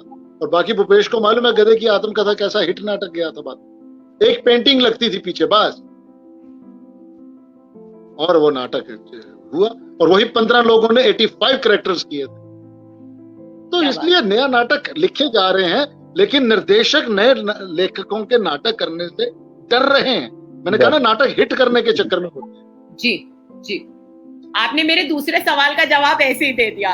अब मैं प्रताप सिंह जी का एक सवाल आया है सर, वो कह रहे हैं नए नाटक का चयन आप किस आधार पर करते हैं? आपके पास नए नाटक आते हैं तो वो करें आप क्या आधार, क्या मापदंड है, क्या आपकी सेंसिबिलिटी है?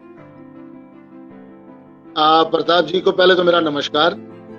ऐसी कोई बात नहीं है सर, नाटक तो मैं पढ़ता हूँ और नाटक मैंने पढ़ के, ऐसे नाटक भी हैं और जो मैंने पढ़े हैं और मेरे दिमाग में वो घूम रहे होते हैं, लेकिन कब किस पे कैसा नाटक करना है, क्योंकि नाटक करने से पहले जो मेरा टूल होता है वो मेरे कलाकार होते हैं।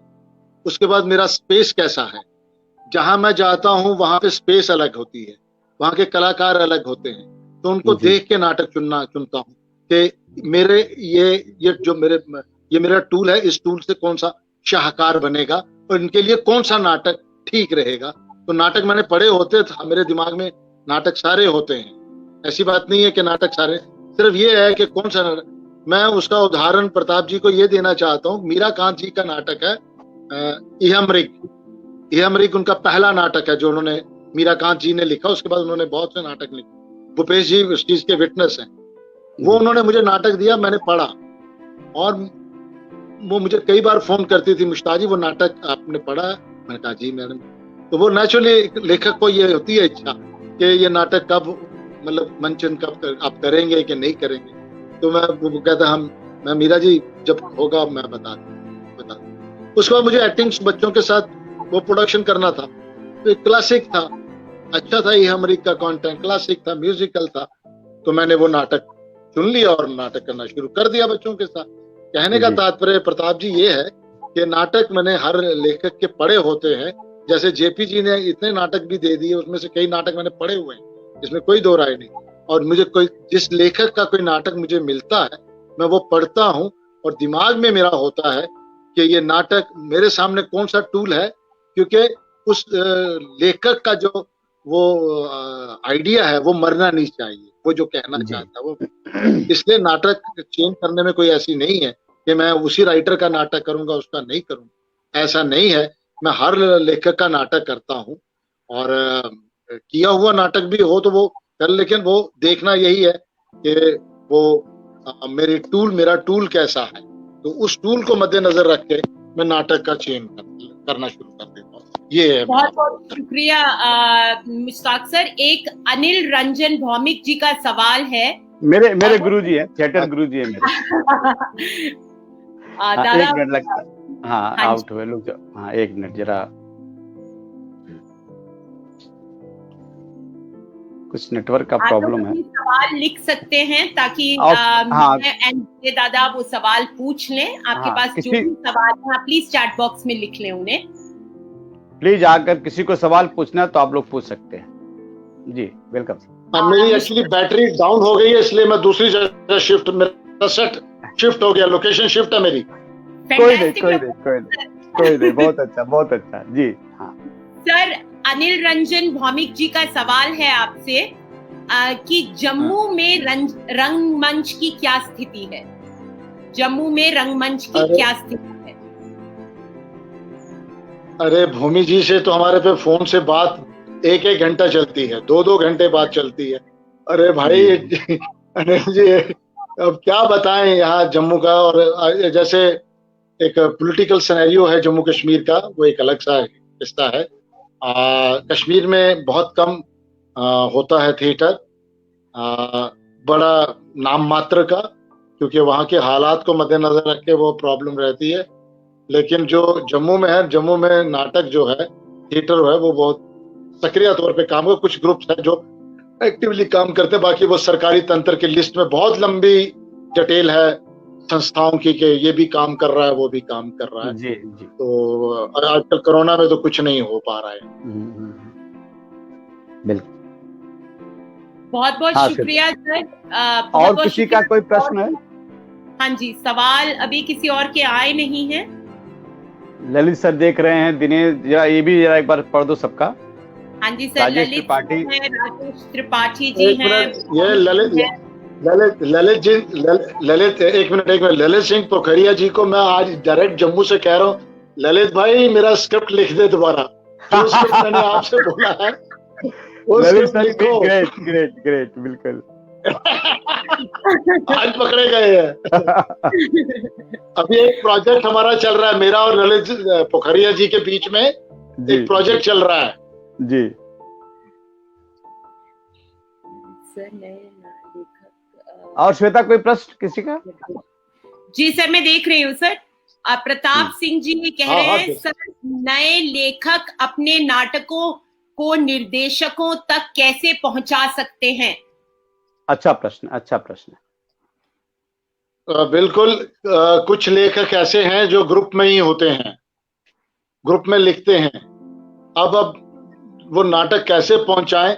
प्रताप जी, आपको पता ही है, साहित्य कला परिषद मोहन राकेश सम्मान एक कर देते हैं और उसमें स्क्रिप्ट आते हैं और पूरे हिंदुस्तान से स्क्रिप्ट आते हैं जिनको पुरस्कार मिलते हैं और उसके बाद उन नाटकों का मंचन होता है।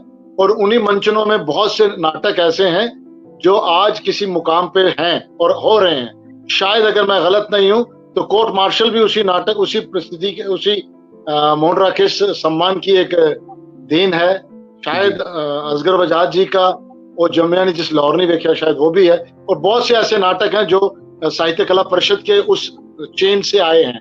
मुझे अमृता चाहिए नाटक भी उसी चेन से आया मेरे पास, और भी बहुत से नाटक हैं। ऐसी बात नहीं है, ये निकलता है तो जो नए लेखक हैं वो अप्लाई करें। साहित्य कला परिषद का इतना बड़ा प्लेटफॉर्म मिला हुआ है दिल्ली में, जो वो के पुरस्कार भी देते हैं और उसके बाद उनका वो नाटक किसी अच्छे निर्देशक को देते हैं, संस्था को देते हैं, पैसा देते हैं संस्था को और उनका नाटक का मंचन होता है। तो अब कुछ लेखकों को तो खुद भी कोशिश करनी चाहिए ना।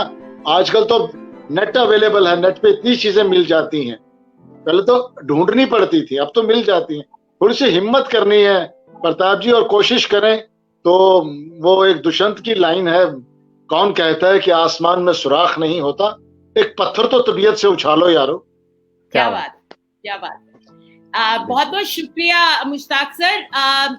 विजय सर, ललित जी लाइव आना चाहते हैं तो मैं उनके साथ ये शेयर कर दूंगी लिंक, कर दो। बिल्कुल बिल्कुल बिल्कुल। और किसी का कोई प्रश्न है? और किसी का प्रश्न अभी तक नहीं आया है तो मैं इजाजत चाहूंगी। बहुत बहुत शुक्रिया सर। और मैं ललित जी को, थैंक यू श्वेता, तुमको भी थैंक यू। लाइव के लिए भेज देती हूँ। ठीक है ठीक है ठीक है ठीक है ठीक है ठीक है, बहुत बहुत शुक्रिया। ठीक। तो सर हाँ बिल्कुल, कुछ और बताइए सर। अरे भाई क्या बताएं यार, बस तुम खुरेदते जाओ और हम बोलते जाएंगे। तो अभी मैं वही बोल सही सही बिल्कुल। तो सर अभी जैसे कोरोना के समय पे लोग बहुत ज्यादा डिप्रेशन, हमने बात भी किया, तो जैसे आपने बोला कि बुक पढ़ सकते हैं, अच्छी अच्छी राइटर किताब पढ़े, थिएटर प्ले पढ़े, और वो क्या कर सकते हैं? और देखें न, टैप टेक्निक एक्टिंग में इस्तेमाल करें। टैप टेक्निक तो आपको घर में खुद ही करनी है, उसके लिए कुछ नहीं चाहिए जी। टैप टेक्निक तो है ना, संवाद को रिकॉर्ड करो, मूवमेंट करो, मूवमेंट को छोड़ो, फिर टैप को सुनो, टैप को कर, टैप टेक्निक करो। सबसे इजी एक्सरसाइज एक्टर की आजकल घर में बैठ के कोरोना में करने के लिए। और इससे ज्यादा क्या, योगा तो करते ही रहते हैं, लेकिन टैप टेक्निक करो, वो जो आप घर पे कभी नहीं एक्टर करता। बिल्कुल। उससे आपको लाइंस याद, जो बड़े बड़े संवाद हैं जो कभी जिंदगी में याद नहीं हुए, टैप टेक्निक कर लो, वो याद हो जाएंगे इसी कोरोना में। आज ये वाला एक नुस्खा हम दे रहे हैं आपको, कर लीजिए, आजमा के देख लीजिए। शर्तिया हिट, वो हाथ में तोलने वाली बात। जो कुछ नए लोग जो सर बिना थिएटर किए और फिल्मों में और सब में आ जाते हैं, तो उनको मुझे लगता है कि थिएटर करना बहुत जरूरी है। थिएटर करके वो सीरियल और फिल्मों में आए तो जी देखें जी, एक तो फिल्मों का तो नहीं, तो टेलीविजन ने तो गंद मचा रखा है। जी उनको लंबे लंबे मॉडल्स चाहिए, संवाद उनसे बोले नहीं जाते, ठीक है ना। और सफेद कागज पे संवाद लिखा जाता है, स्पॉट बॉय खड़ा होता है, वो एक लाइन बोलता है, उसके बाद वो उसका रिएक्शन शॉट्स आते हैं। छह एक्टर खड़े हैं तो छह के रिएक्शन शॉट आते हैं, तब तक वो दूसरी लाइन के लिए तैयारी कर रहा होता है जी। एक वो वाला तबका भी टेलीविजन में काम कर रहा है। विजय, मैं आई एम सॉरी। जी जी बिल्कुल बिल्कुल, इसको मानते हैं कि नहीं मानते? मानता हूँ सर, बिल्कुल। लेकिन उस तबके ने एक अलग सा वो कैप्चर कर रखा है जी, क्योंकि लंबा है, मॉडल है, गाड़ी में आता है, ये है वो, उसे एक अच्छा आर्टिस्ट भी है, वो नहीं चल पा रहा है। और मैं इसको मैं ये नहीं कहता कि ये फेवरेटिज्म, ये नहीं, ऐसा कुछ नहीं है, लेकिन सच को कोई सच मान ही नहीं रहा। प्रॉब्लम सबसे बड़ी ये है। जी आपको तो आप टीवी के लिए काम कर रहे हैं, आपको पता ही है, आ जाएंगे ऐसे ऐसे कारों हिलाते हुए, है ना, और नीचे जीन नायलन की चप्पल डाली हुई दिखाने में, बैग गले में डाला हुआ, तो यार थोड़ा यार हम झोला और चप्पल डाल के घिस चुके हैं यार। जी जी जी जी सर, एक प्रश्न और है कि जो लोग, हाँ बिल्कुल बिल्कुल सही, बिल्कुल सही बोला आपने। बोलिए बोलिए सर। एक प्रश्न और है कि जो लोग इस फील्ड में आना चाहते हैं या थिएटर में आना चाहते हैं, उनको आप क्या संदेश देंगे? मैं उनको पहला संदेश ये देना चाहता हूं कि वो जब आना चाहते हैं तो पहले अपने आप से प्रश्न पूछें, सवाल करें कि आप इस फील्ड में क्यों आना चाहते हैं, क्या करने आना चाहते हैं, किस लिए आना चाहते हैं। क्योंकि ये एक ऐसा फील्ड है जिसमें हर एक ये समझता है कि इसमें बस ऐसे गए और हम स्टार बन गए।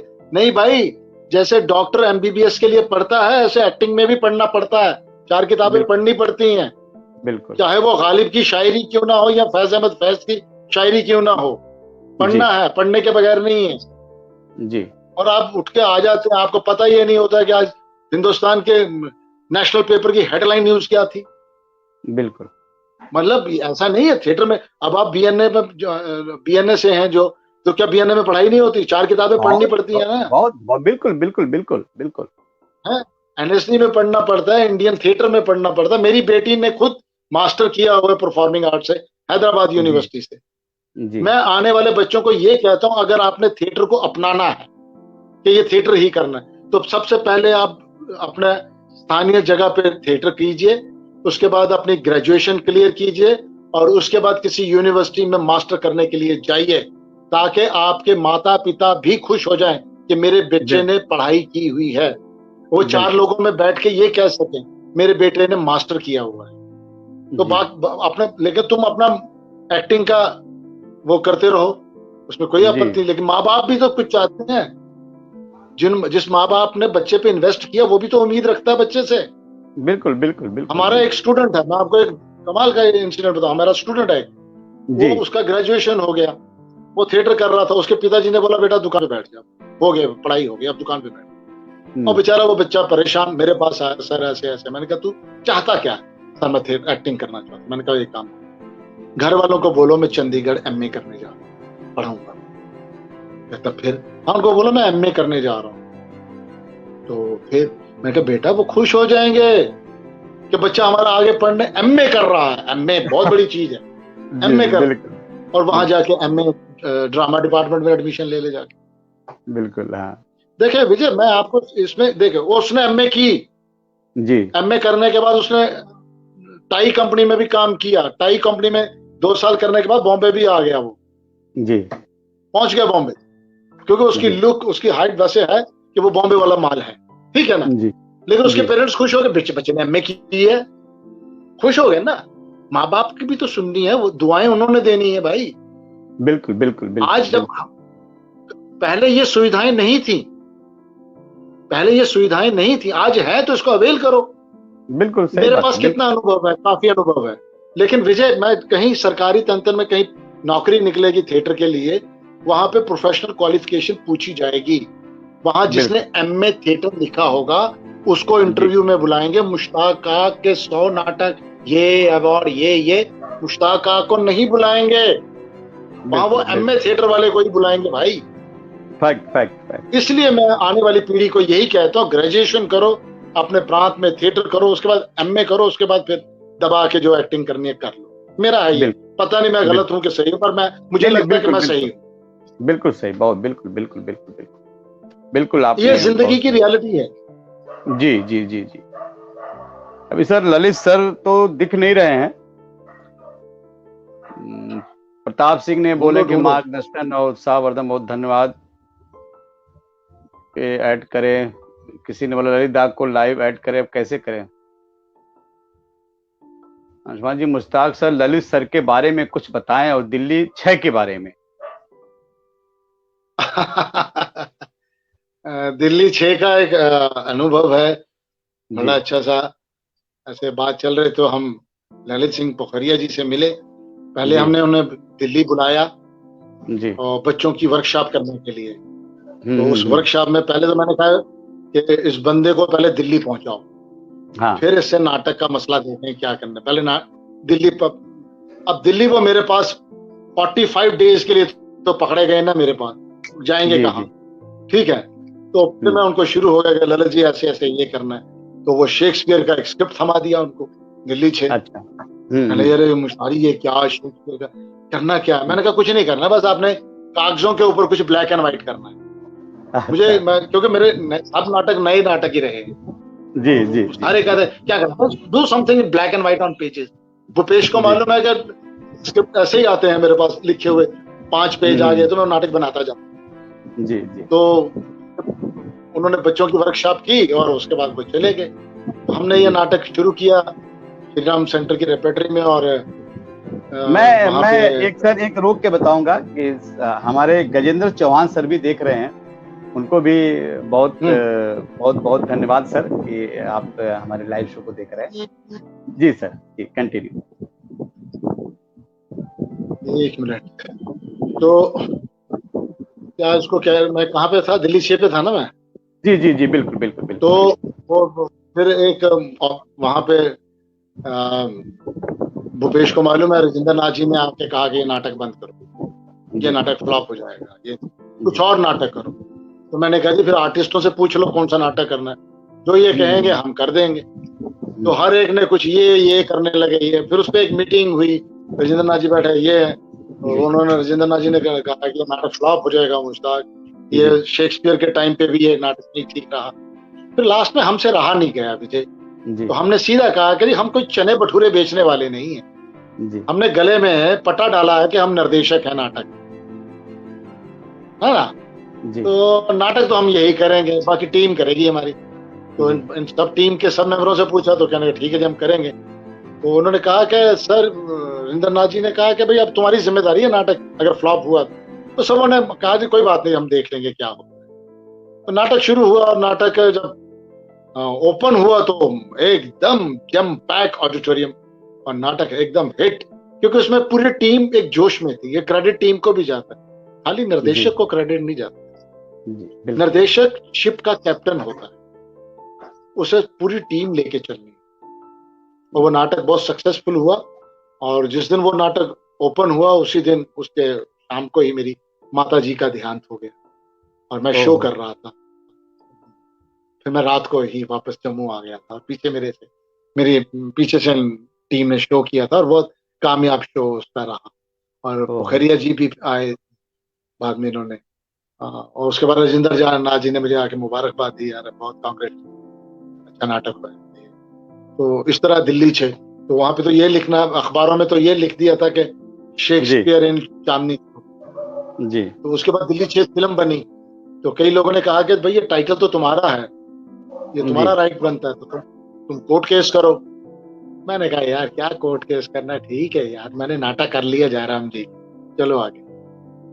तो इस तरीके से ये दिल्ली 6 बहुत बढ़िया नाटक हो जी। अभी सर आपसे बात करके बहुत अच्छा लगा और मुझे लगता है कि हाँ सबको बहुत ही इस ज्ञानवर्धक बातें हुई। कुछ लास्ट में सर, कुछ ऐसे जो हमारे सुनने वाले हैं, कुछ ऐसा कुछ बोलना चाहेंगे जो उनके लिए बहुत ही इस कोरोना काल में बहुत ही फायदेमंद हो? हाँ, बस इस कोरोना काल को लेके आज नहीं तो कल छट जाएगा ये अंधेरा, एक नया सवेरा तो आएगा जरूर। मैंने जैसे वर्ल्ड वॉर का रेफरेंस दिया, ये भी खत्म हो जाएगा। ये एक कड़ी थी, शायद ऊपर वाले की तरफ से हमें आजमाइश थी हमारी, ये सब कलाकारों की, हर फील्ड की एक आजमाइश थी, हमें आजमाया जा रहा, क्योंकि हम बहुत अहंकारी हो गए थे, सब लोग बहुत अहंकारी हो गए। हम भूल गए थे कि हमारे ऊपर एक सृष्टि के ऊपर एक पावर है, हम भूल गए थे। तो वो जरा थोड़ा सा हमें ऊपर वाले ने थोड़ी सी औकात पे ले आया है, हमें हमारी औकात उसने बता दी कि नहीं, एक ऊपर वाला कोई है जो निजाम चला रहा है, ये मानना चाहिए। तो ये ठीक हो जाएगा। तो ये ऊपर वाले का एक मौका है अपने आप को रिशफल करने का, अपने को धोने का, फ्रेश करने का, जब ये सब महामारी खत्म हो जाए और जब आए तो एक नई हवा के साथ, एक नई ऊर्जा के साथ। बहुत बहुत धन्यवाद सर, आपने बहुत कीमती वक्त अपना दिया। थैंक यू सर, धन्यवाद। अरे thank thank you Vijay, God bless Thank you, you. God bless. Thank you.